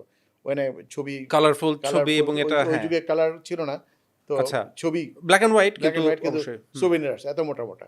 সেখানে মুসলিমের ছবি, খলিফাদের ছবি, খলিফাদের মসজিদ সানির সব সন্তানদের ছবি যারা বিভিন্ন জামাতের দায়িত্বে ছিলেন, সেবা করছেন, মুবারক আহমদ সাহেব, এনাদের সবাই ইয়ে ছিল। তো আমার আব্বা মনে বলছিলেন যে আল্লাহ জানেন খলিফা কাকে করবেন, কিন্তু আমার মন বলছে মিয়া নাসির আহমদ সাহেব হতে পারে। টেলিভিশনে ঘোষণা, রেডিওতে, তখন টেলিভিশনে, রেডিওতে ঘোষণা হলো যে সাহেবজাদা মির্জা নাসির আহমদ সাহেব আহমদী জামাতের খলিফা, তৃতীয় খলিফা নির্বাচিত হয়েছেন, এবং টেলিগ্রামও আসলো। এর প্রেক্ষিতে আবার টেলিগ্রামের মাধ্যমে বয়াত করা হলো ময়মনসিংহে। আমার মনে আছে আব্বা বলেন যে আমরা টেলিগ্রামের মাধ্যমে পুরো ময়মনসিংহ জামাত হুজুরের হাতে সদস্যরা সবাই জানালেন, এটা হলো। এবং এরপরে আমাদের বাসায় জানাজা হলো। এবং তখন ময়মনসিংহ এবং আশেপাশের যারা, তখন তো ধানেকুড়ার জামাতের বয়াত হয়ে গেছে, তারাও আসছেন। জামাত হয়তো ওইভাবে প্রতিষ্ঠিত হয় নাই, কিন্তু বয়াত হয়ে গেছে, তো তারাও আসলেন। তো মোটামুটি একটা গ্যাদারিং আমাদের বাসায়, এবং সেখানে ভালো রকম ভালো হয়। আমাদের বাসায় হয়েছে, আমাদের যে বাসাটা ছিলাম স্টেশন রোড, ওটার সামনে একটা বড় মাঠ মানে কি ভিটা ছিল, বড় পাকা ভিটা ছিল। আচ্ছা, এখানে কয়েকশো লোকের জায়গা হয়ে যেত। তো সেখানে জানাজার নামাজ পড়া হয়। তো মানে খলিফাতুল মসিহ সানির গায়বানা জানাজা, সানির গায়বানা জানাজা হলো আর কি। তো এটা হয়। তো এইভাবে খিলাফতের প্রতি যে আনুগত্য এবং এই বিষয়টা। আচ্ছা আঙ্কেল, আমি এখানে একটু আপনাকে আরেকটু জিজ্ঞেস করার চেষ্টা করি এই ফাঁকে, যেহেতু তবলিগ হচ্ছে, রেগুলার আহমদিয়াতের প্রচার এবং আমাদের অ্যাক্টিভিটিস বিভিন্ন হচ্ছে, তো স্বাভাবিকভাবেই আমাদের একটা মানে প্রশ্ন জাগে যে তাহলে আহমদিয়াতের নিশ্চয়ই সেখানে কেউ না কেউ তো এগুলো শুনবে এবং কবুল করবে। তো ওই সময়ে আহমদিয়াতের বিস্তৃত হওয়ার বা নতুন কোনো জায়গায় কি আহমদিয়াত পৌঁছালো বা নতুন কেউ বয়াত করলেন, এরকম কোনো স্মৃতি আপনার মনে পড়ে কিনা? তখন যেটা হচ্ছিল, আমাদের একটা ইয়ে ছিল, প্রথম তো হলো আমাদের একটা ফার্মেসি ছিল, জি। তো বাসার কাছেই। তো ওটা বড় ইন্টারেস্টিং ছিল। সারাদিন ফার্মেসি খোলা থাকলো, আব্বা বসতেন, বিকালবেলা সন্ধ্যা পরে বসলেন। যে ফার্মেসি ছিল সেই ফার্মেসিতে যেটা হতো যে লোকজন এসে সন্ধ্যার পরেই আসা শুরু হতো এবং এখানে একটা আলোচনা তখন আসরের মতো জমতো। আসরের মতো বসে যেত, এই 10, 12, 13 জন লোক, 14 জন লোক। এটা আমাদের বাঙালি কালচার মনে হয় অনেক আগে থেকে, যে আমরা ওই দোকানে গঞ্জে একটা হোক বা ছিল, দোকানে হোক দোকানে একটা আড্ডা আলোচনা হওয়া। বসতো। এখানে হতো এই ধর্মীয় আলোচনাগুলা জি জি হতো। ভেরি ইন্টারেস্টিং যে আশেপাশে যারা ওষুধের দোকান ছিল জি। সে ডাক্তাররাও তাদের চেম্বার শেষ করে এখানে এসে যোগ দিতেন এবং তারা আলোচনা করতেন। আবার কখনো কখনো দেখা যেত যে সেই দূরে থেকে লোক আসছে আলোচনার জন্য, গ্রামে আচ্ছা, এই এই বিষয়ে আলোচনার জন্য বা শোনার জন্য আমাদের সময় জানার জন্য আগ্রহ মানে মানুষের মাঝে তখনও একটা তখনও ছিল। ছিল এবং আসতো, এবং কেউ হয়তো নিয়ে আসতেন, বিভিন্ন আহমদিরাই হয়তো তবলিগ নিয়ে আসতেন বিভিন্ন গ্রামগঞ্জ থেকে। তো দেখা গেল যে এখানে আলোচনা আলাপ করতে করতে করতে রাত্রে 11টা বেজে গেল। সেটা তো অনেক, সেই অনেক, যুগের সেই হিসেবে যুগে অনেক রাত 11, রাত, অনেক গভীর রাত। রাত। এখন কি করা যায়, আব্বা বাড়ির আম্মাকে খবর পাঠালেন যে 5-6 জন লোক খাবারের থাকবে, ব্যবস্থা করতে খাবে, হবে। খাওয়ার ব্যবস্থা করো। আচ্ছা। সেই রাত্রে তখন আম্মা ওই একটা সুবিধা মেহমান ছিল তখন নওয়াজির একটা, যে হ্যাঁ। ঘরে মুরগি ইয়ে দেয়, তখন তো ফ্রিজ না, ওই যে জ্যান্ত মোরগ ছিল, জ্যান্ত একেবারে, মোরগ জি জি। থাকতো। তো জ্যান্ত মোরগ ধরে জবাই জবাই করে করে। রান্না, মুরগি রান্না করলেন, ডাল রান্না করলেন। আসলে কিন্তু অনেক মেহমানকে কঠিন কাজ। আমরা কঠিন কাজ। এখনকার যুগেও যদি আমরা চিন্তা করি, এটা আসলে তাই একটা অবশ্যই, কঠিন এবং ব্যাপার। এই যে মানে মানে আম্মার যে সাপোর্টটা দিয়ে গেছেন জি। আপনাকে সমস্ত কাজে, সব সময় উনি নীরব কর্মী ছিলেন, নীরবে সাপোর্ট দিয়ে গেছেন। তো দেখা গেল যে ওদেরকে রাতে খাওয়ার ব্যবস্থা 11-12টার সময় তারা এসে খেলেন। খাওয়ার পরে ওখানেই আবার আলোচনা চললো। আমরা ছোটবেলায় সকালবেলা উঠে দেখতাম আমাদের বৈঠকখানায় সব ঘুমাচ্ছে। ওনারা ফজর পর্যন্ত আলোচনা করে ফজর নামাজ পড়ে তারপর গিয়ে রেস্ট তারপরে করতে গিয়ে যেতেন। ঘুমাতে যেতেন। তো এই ধরনের এটা প্রায় রেগুলার এই ধরনের ঘটনা হতো আর কি, সেরকম। তো এইভাবে আস্তে আস্তে ছড়িয়ে গেল। আমি বিস্তারিত আবার পরে আলোচনা করব। ধানীখোলাতে এইভাবে ধীরে ধীরে আহমদিয়াতে বিস্তার হয়। তারপরে আরেকটা শহরের উপকণ্ঠে বারেরা একটা জায়গা ছিল, আচ্ছা, বাড়ির আমরা নাম শুনছি। বারেরা গ্রাম। সে বারেরাতে আমাদের প্রিন্সিপাল আজহার আলী খান সাহেব, আজহারউদ্দিন সাহেব। আজহার আলী খান সাহেবের যে বাড়ি, সে জি। বারেরা। তো উনি বয়াত করেন প্রিন্সিপাল আজহারউদ্দিন সাহেব, আজহার আলী খান, আজহার আলী খান সাহেব। আচ্ছা, আজহারউদ্দিন সাহেব কি আজহারউদ্দিন খান সাহেব, আজহার আলী খান সাহেবই। আচ্ছা আচ্ছা। আজহার আলী খান সাহেব যে আনোয়ারউদ্দিন খান মাহমুদের হ্যাঁ হ্যাঁ, জি জি জি। বাবা। আজহার আলী খান সাহেব উনি তখন সিটি কলেজের স্কুল শহরের ওটার শিক্ষক ছিলেন। আচ্ছা। আর তার ওনার ভাইরা বয়াত করে, এক ভাই ওনার নাম ছিল আক্কাস আলী, আরেক ভাইয়ের নাম ছিল, ওনার চাচাতো ভাই ছিলেন হাজি সাহেব, পুরা নাম হাজি সাহেব ছিলেন, বয়স্ক মানুষ। এর বেশ অনেকেই ওখানে বয়াত করে। ময়মনসিংহ শহরের একদম উপকণ্ঠে আমি উপকণ্ঠেই, দেখেছি, হ্যাঁ, যেটা বারেরাতে এরকম। আমরা এখন যেটা ওই হ্যাঁ। বাইপাস রোড যেটা আসে ইয়ে থেকে, মেইন যেই রাস্তার মোড়টা আছে, হ্যাঁ, ওখান থেকে বাইপাস যে bypass রাস্তাটা আসে ওখানে- ওইখানে ওইখানে হাতের বাম বারেরাতে দিকে এটা হয়েছে। পড়ে। তো ওখানেও বয়াত হয়। তারপরে হালুয়াঘাটেও কিছু বয়াত জি। হয়। তো এইভাবে তখন মোটামুটি একটা আলোড়ন জেগেছিল সারা। হালুয়াঘাটে কারা ছিলেন আপনার কি স্মরণ পড়ে? যেমন আমি হাই সাহেবের কথা, আব্দুল হাই সাহেব, যিনি হ্যাঁ, উনি তো মরহুম। এখানে এসে বিয়ে আচ্ছা, বিয়ে উনি এখানে করেছেন, এসে বয়াত করেছেন, হ্যাঁ। বাদ করেছেন। কিন্তু হালুয়াঘাটে অন্য লোক এসেছিল। আচ্ছা আমি সেটা সামনে আলোচনার মধ্যে আসবো আর কি, আচ্ছা আচ্ছা, জি। এটা নিয়ে। তো এভাবে করে মোটামুটি বলা যায় যে ময়মনসিংহ শহরে এবং আশেপাশে, বা বলা যায় আপনি যেমন বললেন কিশোরগঞ্জ থেকে বা দূর দূরান্ত থেকেও আহমদিরা আসতেন, এবং যে তবলিগি আসর জমা এবং তাদের মানে মেহমান নেওয়াজি, তাদের থাকার ব্যবস্থা করা, যেটা আমরা এই জানি যে আমাদের আহমদিয়াতের হ্যাঁ, সেন্টারগুলোকে কেন্দ্র করে মানে কেউ না কেউ দায়িত্ব নিয়ে এগুলো করেন। তো আপনাদের বাসাটাকে কেন্দ্র করে এটা। প্রফেসর আমির হোসেন সাহেব এখন জি জি। নিউ ইয়র্কে আছেন। উনি এগ্রিকালচার প্রফেসর, উনি পরবর্তীকালে বয়াত নিয়েছেন। তো উনি ওনার একটা কথা মধ্যে বলছেন যে ময়মনসিংহ জামাতের প্রেসিডেন্ট যিনি হোক, সমস্ত কিছু কেন্দ্রবিন্দু ছিলেন চৌধুরী সাহেব, নাব্বার কথা বলেন, এবং আমাদের বাসা। আর আমরা খুব এনজয় করতাম। এই যে আমাদের বাসায় যে অনুষ্ঠানগুলো হতো, মানুষজন আসতো, আমরা কোনো বিরক্ত হইনি, আমরা বরং এনজয় করতাম। অনেক কিছু ছিল সেখানে, স্টুডেন্টদেরকে জায়গা দেওয়া, আহমদি ব্যবসায়ীরা এসে ব্যবসার জন্য এখানে উঠতেন। মানে যখন যার কাজ, আমাদের এটা ওপেন একটা হোটেল ছিল আমাদের বাসা। তো এইভাবে আল্লাহ তাআলার ফজলে আব্বা জামাতকে প্রাধান্য দিয়ে সবসময় উনি কাজ করে। এবার দুনিয়া পর মুকদ্দম রাখুঙ্গার যে ওয়াদা, সেটা উনি চিরতরে পুরোপুরি এটাকে উনি পালন করে পালন গেছেন, করে পালন করার গেছেন। চেষ্টা করেছেন। তো যে কারণে যদিও ময়মনসিংহে আলোচনা করি, ময়মনসিংহ জামাতে আলোচনা করি, কিন্তু ওনাকে আমরা বাদ দিতে পারবো না, অবশ্যই, ওনার অবশ্যই। প্রসঙ্গটা সেটা চলে আসবে, আমরা তো ধানীকুলা নিয়ে আলোচনা করলে জি, ওনার নামটা আসবেই। জি, এরকম কিশোরগঞ্জে আমাদের আব্দুল হান্নান সাহেব ছিলেন, জি, মারা গেছেন, প্রেসিডেন্ট ছিলেন কিশোরগঞ্জের, জি। বোধহয় তেরোগাতির না কটিয়াদির, হান্নান সাহেব, কটিয়াদির হান্নান সাহেব, উনি সাইকেলে করে কিশোরগঞ্জ থেকে আমাদের বাসায় গেছেন। অনেক দূর, মানে দূরের আমাদের পথ তো এটা। খবর পেলাম, সেখানে গিয়ে উনি বয়াত করেছেন, আমাদের সঙ্গে জেনেছেন, প্রশ্ন করেছেন, উনি তসল্লি হয়েছে, উনি সেখানে বয়াত করেছেন। এরকম অনেক ঘটনা আছে আরও আশপাশ, ইভেন জামালপুরের থেকে জি, জি। আমাদের যে হাইবুল্লাহ সাহেবের যে ভাই ছিলেন সলিমুল্লাহ সাহেব, ওনারা বন্ধু আমাদের এখানে এসছেন, এসে ওনারা মানে ওই জামালপুর সাইডটাতেও এভাবে তারাও করে তারাও আহমদিয়াতের তারাও এদিকে আসছে। মেসেজটা তখন এই মানে ময়মনসিংহ তো ছিল বেশ ময়মনসিংহ বড় তো একটা কেন্দ্র, তখন তো এখন জেলা ছিল, জি, জি, ময়মনসিংহ জেলার অধীনে জামালপুর ছিল, ময়মনসিংহ জেলার অধীনে টাঙ্গাইল ছিল, ময়মনসিংহ জেলার অধীনে কিশোরগঞ্জ ছিল, নেত্রকোনা ছিল, সব তো ময়মনসিংহ সবার জেলার কিন্তু মানে এটা সেন্টার একটা ছিল, বড় একটা বড়। হাব বা সেন্টার, এখানে এবং টার্গেট করে মানে আসা একসময় তো হতোই। একসময় তো ময়মনসিংহ ছিল পুরো ব্রিটিশ ভারতের লার্জেস্ট ডিস্ট্রিক্ট, আচ্ছা, জি, জি, জি, কিশোরগঞ্জ এগুলো সবই তখন সব ময়মনসিংহের মানুষের অধীনে অংশ ছিল। ছিল, বৃহত্তর ময়মনসিংহের অংশ সেটাই। ছিল। আচ্ছা, জাযাকুমুল্লাহ। তো আরেকটা বিষয় একটু জানতে চাবো আপনার কাছে। আ আপনার সাথে যখন আলোচনা হচ্ছিল তখন আপনি বলেছিলেন যে সনাতন ধর্ম থেকে, অর্থাৎ হিন্দু ধর্ম থেকে দীক্ষিত হয়ে আহমদী হয়েছিলেন। এরকম ২ জন আ আহমদী, যাদের মধ্যে একজনের কথা আমরা সবাই খুব ভালোভাবে জানি। আপনাদের বাসায় এসে একটা লম্বা সময় তারা ট্রেনিং নিয়েছিলেন তো আলহাজ তৌফিক চৌধুরী সাহেবের কাছে। তো এই বিষয়টা দর্শকদের যদি বলেন।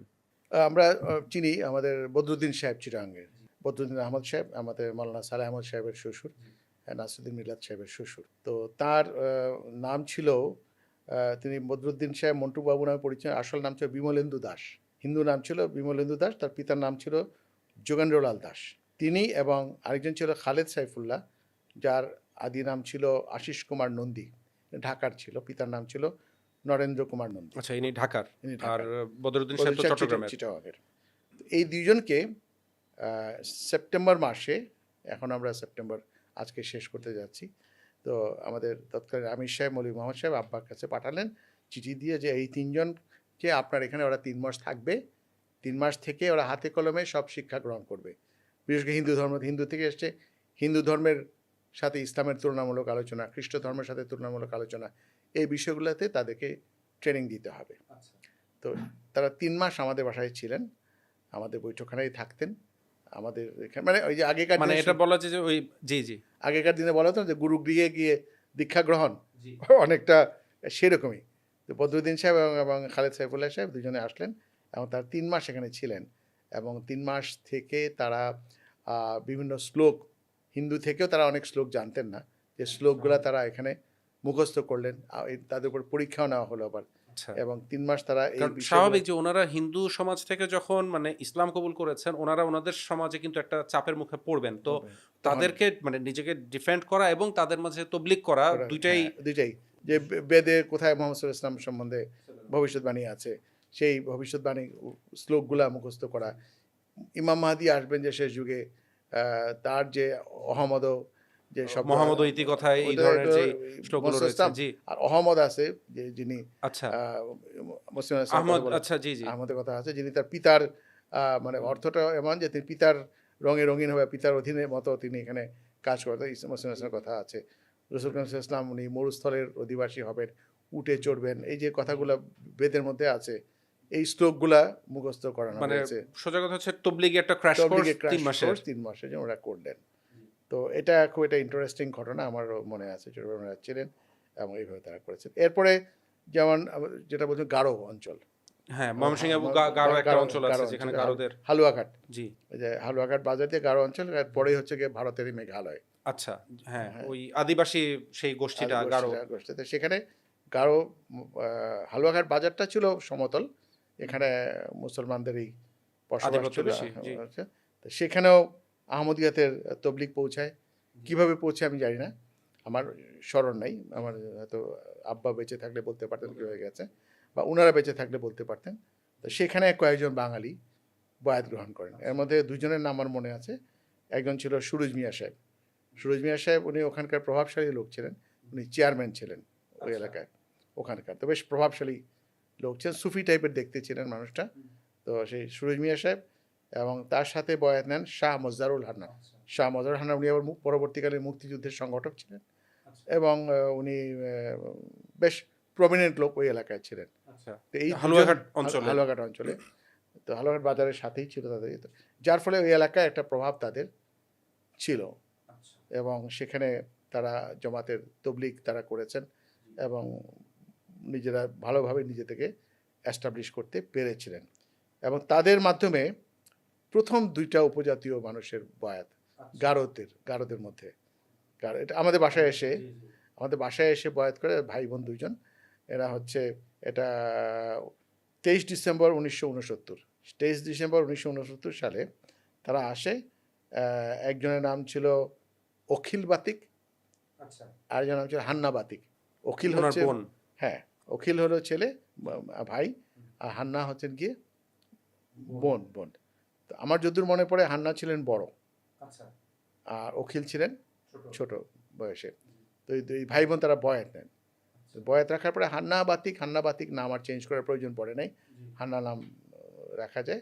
অখিলের নামটা ওয়াকিল করা হলো, আচ্ছা, ওয়াকিল বাতিক। জি। ওনারা এমনিতে মানে এর আগে গারোদের মধ্যে তো মানে বিভিন্ন ধর্মেরই আছে। ওনারা কি এর আগে হিন্দু ধর্মের অনুসারী ছিলেন এরা নাকি? সম্ভবত খ্রিস্ট ধর্মের ছিলেন। আচ্ছা, ঠিক আছে। এরা খ্রিস্টান ছিল। জি, জি। খ্রিস্টান থেকে তারা পরে আহমদিয়াতে কবুল করার সৌভাগ্য লাভ। এইভাবে বয়াত গ্রহণ করলেন। কিন্তু এরপরে তার এটা 69 সালে ঘটনা, 70 পর্যন্ত তারা একটু রেগুলার যোগাযোগ ছিল, তারা আসা যাওয়া করতো ময়মনসিংহে। এ হতো 71 সালে যুদ্ধ শুরু হওয়ার পরে তারা হারিয়ে যায়, আচ্ছা, মানে তাদেরকে আমরা আর খুঁজে পাইনি। যুদ্ধের ডামাডোলে আসলেই মানে যে ওভাবে করে যোগাযোগ রাখাটা রাখা সম্ভব হয় নাই, ডিটাচড হয়ে যায় তারা। এবং এরপরে যে টেস্ট এক্স্যাক্টলি যে তারা মানে কি হয়েছিল তাদের সেই খবরটা আমরা, এবং এটা এই সুরুজ মিয়া সাহেবও বলতে পারেন নাই, শাহ মজহারুল হান্নান ওনাও কেউই বলতে পারেন আসলে নাই যে মুক্তিযুদ্ধের সার্বিক যে চিত্র হতে পারে মানে অনেক কিছুই অনেক কিছু হতে পারে, অনেক আমরা তো দুর্ঘটনা বলতে ঘটতে পারি থাকতে না। পারে। জি, জি। ওনার বেঁচে ছিল না, মারা বা গেছে, ওনারা মাইগ্রেট করে ইন্ডিয়াতে চলে গেছিল গিয়েছিলেন কিনা, বা পরে ইন্ডিয়াতে চলে গেলে তাদের ফিরে আসার কথা, আচ্ছা, কারণ তাদের তো এখানে অস্থাবর সবই সব তো এখানে। এখানে। তা হয়তো তারা মারাও গিয়ে থাকতে পারেন, অনেক কিছু হয়ে থাকতে পারে, অন্য কোনো দুর্ঘটনা হয়ে থাকতে পারে। তো তাদেরকে আমরা কিন্তু প্রথম গারোর সমাজের মধ্যে এই প্রথম বয়াত, বা আমার মনে হয় বাংলাদেশের আদিবাসীদের মধ্যে প্রথম বয়াত ছিল এই 2জনের। ঠিক, আলহামদুলিল্লাহ। আচ্ছা, আপনার কাছে আরো একটা বিষয় জানতে চাবো, যে এই যে আমরা ঘটনা শুনছি স্মৃতিচারণ, আহ, তবলিগের একটা ব্যবস্থা হচ্ছে, তালিম তরবিয়তের যারা নমবাইন রয়েছেন, তখন তো আর তরবিয়ত নমবাইন ডিপার্টমেন্ট ছিল না, কিন্তু সেটারই কাজ যেটা করেছেন, নমবাইনদেরকে তিনি তরবিয়ত করার ব্যবস্থা করেছেন। রমজান মাস আমাদের মুসলমানদের জন্য কিন্তু খুব একটা গুরুত্বপূর্ণ, এবং মানে তালিম তরবিয়ত জামাতে, আহমদিয়া জামাতে তো বটেই, ইসলামী সমাজেও এটা একটা বিশেষ ভূমিকা রাখে। তো রমজান আপনারা কিভাবে পালন করেছেন, এটার আপনার স্মৃতিতে কি আছে? এটা খুবই একটা ইউনিক ঘটনা ময়মনসিংহে ছিল, যে এটা আর কোথাও ওইভাবে রমজানকে পালন করা হয়নি। সেটা ছিল কি, বাসায় বাসায় ঘুরে ঘুরে দর্শে কোরআন হতো। যে কটা আহমদি 5টা 6টা 7টা ফ্যামিলি যাই থাকুক না কেন, সেই প্রত্যেক বাসায় কোনো কোনো বাসায় পুরো রমজান 2বার বা 3বারও দরস হতো। এবং সেই দরসে যেটা হতো বৈশিষ্ট্য ছিল, আশেপাশের যারা নন আহমদি, নন আহমদি হ্যাঁ। তাদেরকে ইনভাইট করা হতো। এবং অধিকাংশ প্রথমে তো আব্বা একাই দরস করতেন, আর বদিউজ্জামান ভূঁইয়া সাহেব মাঝে মাঝে করতেন, আর পরবর্তীতে প্রফেসর আমির হোসেন সাহেব উনিও দর্শ দিতেন আর কি। তো কিন্তু আব্বা যে দর্শগুলো দিতেন সেখানে হযরত খলিফাতুল মসিহ সানির তফসিরে কবির থেকে উনি জি, যেহেতু তার উর্দুতে বেশ একটা ইয়ে ভালো ছিল, দক্ষতা ছিল। ছিল। আমার মনে আছে শুধু বিসমিল্লাহর উপরে উনি 1 সপ্তাহ দর্শ দিয়েছেন, শুধু বিসমিল্লাহির রহমানির রহিম, যে এবং এই যে এটা যে বাইবেলে ছিল যে আমার নামে আমার কথা বলবে, আল্লাহর নামে, রাসূলের, এই যে ভবিষ্যৎবাণীর পূর্ণতা, এই কথাগুলো উনি তো সেই আমরা জানি যে দর্শের হযরত মধ্যে মুসলিম মাউদ রাদিয়াল্লাহু আনহু যে সূরা ফাতিহার তফসির যেটা তফসির লিখেছেন সেটা কিন্তু তফসির কবিরে অনেক দীর্ঘ। আবার হযরত মসিহ মাউদ আলাইহিস সালামের মানে সুদীর্ঘ তফসির রয়েছে সূরা ফাতিহার উপরে। তো স্বাভাবিক মানে উনি আন্দাজ তো করা এগুলো যায় যে পড়েছেন। তফসির মসিহ মাউদ উনি মানে মুসলিম ইসলামের হ্যাঁ, কিতাবগুলা আব্বা বলতেন যে আমি কমপক্ষে 2 থেকে 3 বার প্রত্যেকটা কিতাব পড়েছি। যেটা মুসলিম ইসলামের নির্দেশ রয়েছে নিজের, মিনিমাম 3 বার পড়া। তো ওনার এটা উনি এটা উনি করেছেন। আর ওনার মেমোরি খুব শার্প ছিল ওই সময়। উনি চট করে উনি একটা বই নিয়ে বের করে ওই পৃষ্ঠাটা বের করে ফেলতেন। স্পেসিফিক, স্পেসিফিক যে এটা অমুক স্থানে রয়েছে রেফারেন্সটা বা ওই এটা বিষয়টা। ওনার স্মরণে ছিল। তো এটা উনি করতেন। তো ওই দর্শটা খুব ইন্টারেস্টিং হতো। উনি বাইবেলের উদাহরণ দিতেন, বেদের উদাহরণ দিতেন, তারপরে হয়তো আরও বিভিন্ন মুসলিম সাহিত্য বা অন্য সাহিত্যের রেফারেন্স দিয়ে আলোচনা হতো, যারা খুবই ইন্টারেস্টিং এইগুলো ছিল। এছাড়া যেমন আরও ছিল, যেমন আমাদের বাসায় রমজান ছাড়া অন্য সময় মোটামুটি প্রত্যেকদিন সন্ধ্যায় কিন্তু আমাদের বাসায় বাজামাত মাগরিবের নামাজ বা এশার নামাজটা হতো। শহরের বিভিন্ন জায়গা থেকে, সেই স্টার্টিং ফ্রম এগ্রিকালচার ইউনিভার্সিটি, ওইদিকে খাকডহর এবং ছড়িয়ে ছিটিয়ে থাকা আহমদিরা সাইকেল দিয়ে হোক, বাসে চড়ে হোক, তারা সন্ধ্যায় চলে আসতেন আমাদের বাসায়। মানে মনে হয় যেন তারা আধ্যাত্মিক খোরাকের জন্য তারা এখানে চলে আসতেন। তো এসে মাগরিবের নামাজ পড়া হতো, মাগরিবের নামাজের পরে বসে আলোচনা শুরু হলো। এর মধ্যে অন্যরাও আসতেন এখানে, আমাদের হিন্দু বা খ্রিশ্চান বা বিভিন্ন, যেমন আমাদের মুসলিমদের মধ্যে অ্যাডভোকেট নজাবত আলী সাহেব নামে একজন শহরের একজন বিখ্যাত লয়ার ছিলেন, উনি আসতেন।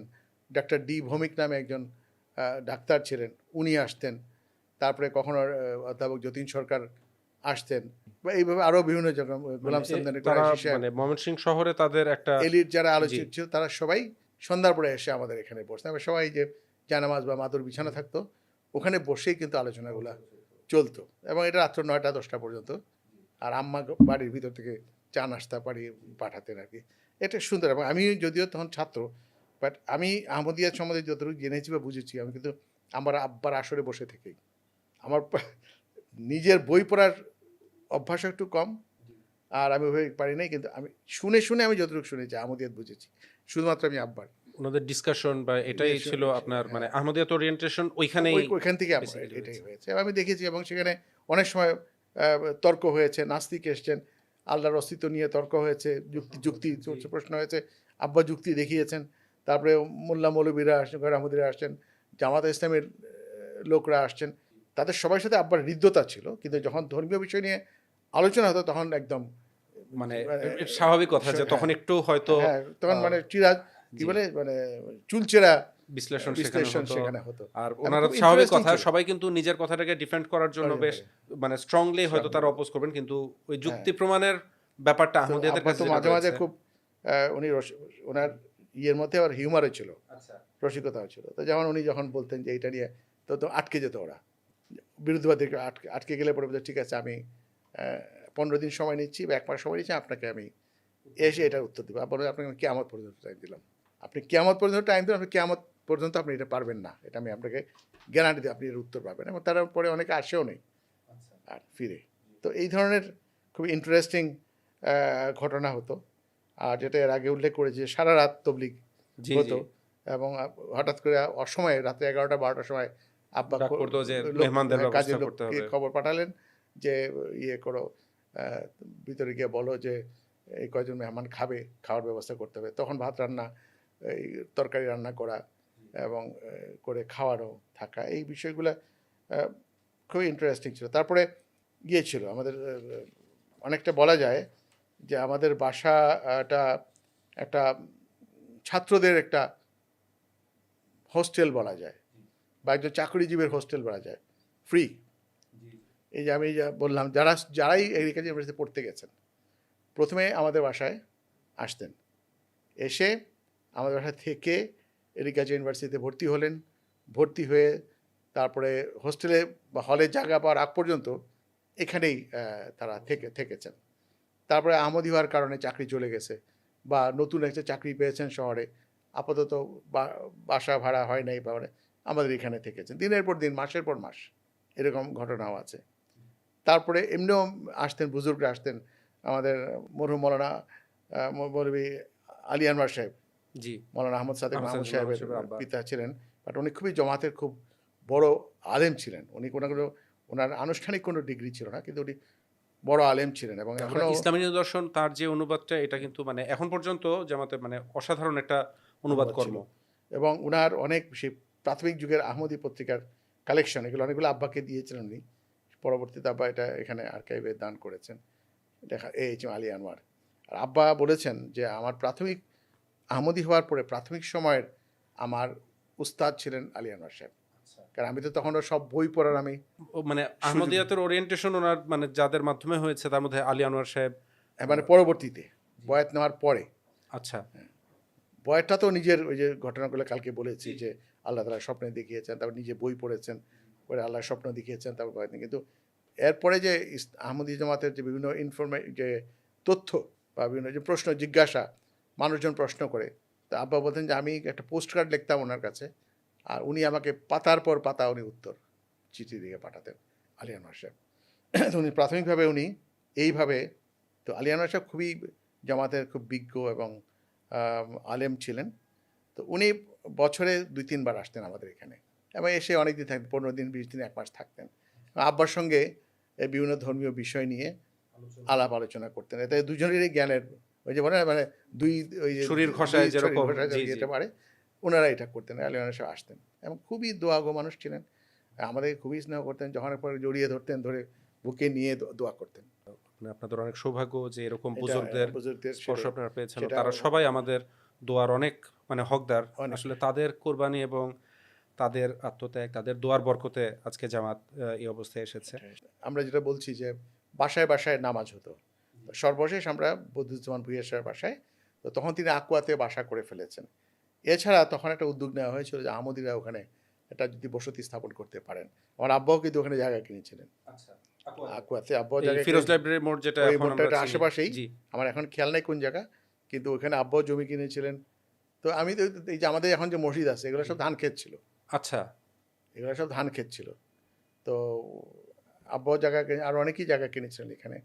তারপরে প্রতিজন ভূঁইয়া সাহেব তো জায়গা করলেন, তারপর উনি এখানে বাসাই করলেন। বাড়ি করলেন। রিটায়ারমেন্টের পরে উনি আকুয়াতে চলে আসলেন। তো এইভাবে আকুয়াতে বসতি শুরু হলো। তারপরে যেহেতু এখানে যে মসজিদের জায়গা, আমার একটা নামটা নেওয়া উচিত, বুদ্ধিজন ভূঁইয়া সাহেবের এক মেয়ে হোসনে আরা বেগম, সম্ভবত ওনার নাম, রানী আপা ডাকতাম আমরা, উনি মসজিদের জন্য এখানে জায়গাটা দিয়েছিলেন। এখন যে আমরা মসজিদ আছে এটা একটা অংশে উনার অবদান। পরবর্তীতে এখানে পাশে যে কবরস্থান সেটা আমার আব্বা দিয়েছিলেন। আরও কেউ কেউ হয়তো এখানে দিয়ে থাকতে পারেন। তারপরে জামাত নিজেও কিছু জায়গা কিনেছে, এবং পিছনে যে এখন যেটা গেস্ট হাউস কোয়ার্টার যেখানে রয়েছে।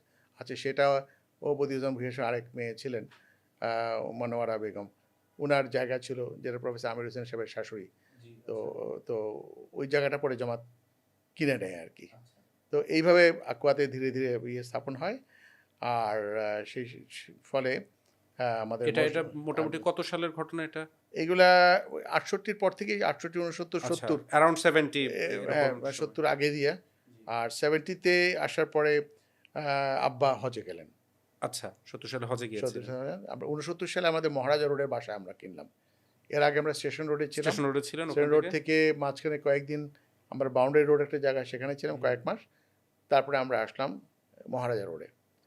অধ্যাপক যতীন সরকার খুব মজা করে বলেছেন যে মহারাজা রোডে তার অবস্থান যেন মহারাজার মতোই ছিল, মানে এইভাবে তিনি উল্লেখ করেছেন। এবং উনি বলেছেন যে তার বাসায় আমি যে কতবার গিয়েছি দর্শে, বিশেষ রমজানের দর্শের কথা তিনিও কিন্তু উল্লেখ করেছেন ওনার যে বইয়ের মধ্যে। উনি ওনার বক্তব্যের মধ্যে উল্লেখ করেছেন যে যে আহমদি জামাত সারা বছর, সারা রমজান মাস তারা যে দর্শ কোরআনের আলোচনা, কোরআনের করতো, শিক্ষা, দরস।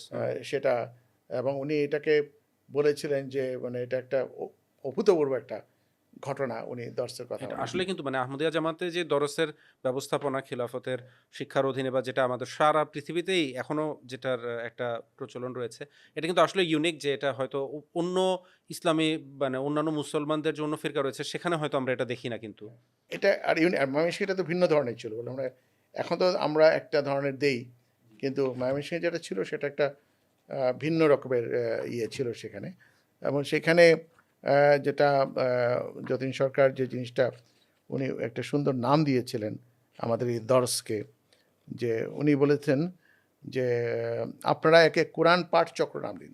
মানে দর্শ, উনি বাংলায় বলতেছেন আর কি, যে এই যে দর্শ আপনারা করেন এটা মূলত কোরআন পাঠ চক্র উনি বলতেন। কেননা কোরআন শরীফ নিয়ে এমন গবেষণামূলক আলোচনা অন্য কোথাও হতে দেখিনি। এটা হচ্ছে ওনার পার্সোনাল অপিনিয়ন, ওনার অভিমত, ওনার অভিব্যক্তি। চৌধুরী সাহেব হযরত খালিদ মুহম্মদ সানির তফসিরে কবির থেকে দর্শ দিলেও এর বাইরে বাইবেল, গীতা, বেদ উদ্ধৃতি পড়ে শোনাতেন। এই কথাটা এটা তার স্মৃতিচারণ নিয়ে তিনি এটা উনি লিখেছেন সেটা, এবং নোট করতেন সবাই। তারপর উর্দু ক্লাস, তো যেহেতু আহমদি জামাতের কিতাবাদি উর্দুতে, ম্যাক্সিমাম লেখা উর্দুতে, খলিফাগণের লেখা উর্দুতে, তো উনি উর্দু ক্লাসেরও চালু করেছেন এবং অনেক সেখান থেকে উর্দু শিখেছিলেন আর কি। এইভাবে চললো। তারপরে 70-এ আব্বা হজে গেলেন। তো তখন আহমদিদের হজে যাওয়াটা একটা, আর সংখ্যা তো কম, তো আব্বার হজে যাওয়াটা একটা বেশ উল্লেখযোগ্য ছিল। কারণ আমার মনে আছে আব্বা যেদিন যাত্রা করলেন সত্তর সালের জানুয়ারিতে। তখন ময়মনসিংহ আশেপাশের জমাত থেকে অনেক লোক আসলো আব্বাকে বিদায় করতে। তখন এটা ছবি অনেক আছে। বড় ব্যাপার, কারণ অনেক বড়- অনেকে হজে গিয়ে হয়তো ফেরতও আসতে পারতেন না, এরকম বা যেটাই হোক ওখানে আর ওই এলাকা জি। থেকে তো কমই গেছেন তখন। তো যেমন ধানীখোলা জমা তখন হয়ে গেছে, ধানীখোলা, বাড়েরা, এমনকি সেলবরস থেকে লোক বিদায় জানাতে আসলেন। বিদায় জানাতে আসছেন, আব্বাকে বিদায় করে স্টেশনে ট্রেনে উঠিয়ে দিয়ে আমিও গেছি আব্বার সঙ্গে ঢাকায় আসছি ময়মনসিংহ থেকে। তো ঢাকায় আবার এখানে আঞ্জুমানেও ওনাকে একটা রিসিপশন দেওয়া হয়েছিল খুদামুল আহমদিয়ার পক্ষ থেকে, উনি হজে যাচ্ছেন সেই জন্য। তো এই মোটামুটি এরকমভাবে ঘটনাগুলো ঘটেছে। আর যেটা বললাম যে আমাদের মসজিদ শেষ পর্যন্ত ভিত্তি স্থাপন করা হয় 8 জানুয়ারি 1971 সাল। স্বাধীনতা যুদ্ধের ঠিক মানে হয়তো আগে 1.5-2 মাস আগের ঘটনা এটা। হ্যাঁ 2 মাস আগে। এবং যেহেতু এটা পাকা ওয়াল টিন শেড খুব তাড়াতাড়ি হয়ে গেছে এবং 19 জানুয়ারি 10-11 দিনের মধ্যেই মসজিদ উদ্বোধন হয়ে গেছে। আচ্ছা, খুব মানে খুব সংক্ষিপ্ত পরিসরে খুব হ্যাঁ। দ্রুত সময়ে আর যেহেতু মসজিদ দেশের হয়ে পরিস্থিতি গিয়েছে। তখন তো বোঝা যাচ্ছিল যে জি, এটা নাজুক খারাপের একটা দিকে অবস্থার দিকে যাচ্ছে খুব দ্রুততম সময়ে, এবং সেটা 19 জানুয়ারি 1971 সালে এটা উদ্বোধন হয়। আচ্ছা, অর্থাৎ 8 জানুয়ারি থেকে 19 জানুয়ারি মানে 11-12 দিনের মধ্যে সেটা কাজ হয়ে যায় আর কি। ইনশাল্লাহ। তাহলে এর পরবর্তী যে 71 এবং 71 পরবর্তী যে স্মৃতিচারণ ইনশাল্লাহ আমরা আরও একদিন শুনবো। শুধু দর্শক, আমরা এতক্ষণ আলাপ করছিলাম আলহাজ আহমদ তফসির চৌধুরী সাহেবের সাথে, নায়েব ন্যাশনাল আমির আহমদীয়া মুসলিম জামাত বাংলাদেশ। তিনি আমাদের কাছে তুলে ধরলেন তার ছোটবেলার স্মৃতিচারণ, এবং বিশেষভাবে এটার যে আমাদের বারবার ঘুরে ফিরে আসছে আলহাজ আহমদ তৌফিক চৌধুরী সাহেব, তার পিতা, আমাদের জামাতের বরেণ্য একজন বুজুর্গ। তো আমরা অনেক কিছুই শুনলাম যে ময়মনসিংহে কীভাবে করে তবলিগ হয়েছে, কিভাবে করে আহমদিয়াতের চর্চা, যেহেতু এর আগে হয়তো তিনি যখন সেলবরসে ছিলেন ময়মনসিংহে জামাত ছিল, আহমদিরা ছিলেন, কিন্তু সেভাবে করে সুসংগঠিত ছিলেন না। তৌফিক চৌধুরী সাহেব আসার পর যেটা করা হয় যে একজন উদ্যোগী হলে সবাই একজনকে হাল সমন্বিত ধরতে হয়, হ্যাঁ একজন একজনকে হাল হাল ধরতে হয়। এবং সবাই তখন এটাতে একটা মানে এনার্জাইজ হন, সবাই একটু অনুপ্রাণিত হন, উৎসাহিত হন। এইভাবে করে আহমদিয়াতের কিভাবে করে সেখানে চর্চা, আহমদি যারা তাদের কাছে আহমদিয়াতের বার্তা প্রচার, তারা আসতেন, আলোচনা করতেন, হিন্দু হোক খ্রিস্টান হোক, এমনকি মানে আদিবাসীদের মধ্যে থেকেও গারো দুজন বয়াত করেছিলেন। এই ঘটনা আমরা শুনলাম। হিন্দু ধর্ম থেকে, সনাতন ধর্ম থেকে আহমদিয়াত গ্রহণের পর তারা এসে ট্রেনিং নিলেন এবং ক্রাশ কোর্স, তবলিগ ক্রাশ কোর্স করলেন। আরেকটা জিনিস ছিল যে ওই ধরেন এই আমাদের স্টুডেন্টরা যারা ছিল, কোনো কারণে তো দেখা গেল যে গাফিলতি করে বা কোনো কারণে জুমায় আসলো না, পরের দিনে আবার চলে যেতেন তাদের হোস্টেলে। আচ্ছা, যে তাদেরকে ডেকে আনা, সুস্থ আছো কিনা, শরীর খারাপ কিনা, জুমায় খোঁজ খবর নেওয়া, কারণ নামাজ এটাই কিন্তু মানে মূল সামাজিক একটা অংশ, যে না আসলে তখন সন্দেহ হবে যে সে হয়তো কোনো অসুবিধার কারণে আসতে পারেনি। এতে দুইটা ফল হলো, যদি সত্যিকার অসুস্থ থাকে তাহলে রোগীর খবর নেওয়া হলো, আর যদি মানে অলসতা বা উদাসীনতার কারণে হয় তাহলে তাদেরকে আবার চাঙ্গা করা চেতনা আসা, এটা ছিল। আর রমজানে যারা যেসব স্টুডেন্টরা থেকে যেত কোনো কারণে তারা যেতে পারতো না দেশে, বিশেষ করে পশ্চিম পাকিস্তানের যারা স্টুডেন্ট ছিলেন, তাদেরকে ডেফিনেটলি আমাদের বাসায় দাওয়াত থাকতো, তারা আমাদের বাসায় দাওয়াত খেত। তো আমরা এই বিষয়গুলো আলোচনা করলাম। ইনশাল্লাহ আমরা 71 এবং এর পরবর্তী যেই ঘটনা প্রবাহ ছিল ময়মনসিংহ জামাতকে কেন্দ্র করে, বা আরও যেসব জামাত প্রতিষ্ঠিত হয়েছে আশেপাশে, আমরা সেগুলো নিয়ে আলোচনা করব। আপনাকে অনেক ধন্যবাদ আমাদেরকে এমটিএ বাংলার স্টুডিওতে সময় দেওয়ার জন্য। দর্শক, আপনাদের কাছ থেকে আজ আমরা বিদায় নিচ্ছি। ইনশাল্লাহ আমাদের পরবর্তী অনুষ্ঠান দেখার আমন্ত্রণ জানিয়ে আসসালামু আলাইকুম ওয়া রাহমাতুল্লাহি ওয়া বারাকাতুহু। ওয়া আলাইকুম আসসালাম ওয়া রাহমাতুল্লাহি ওয়া বারাকাতুহু।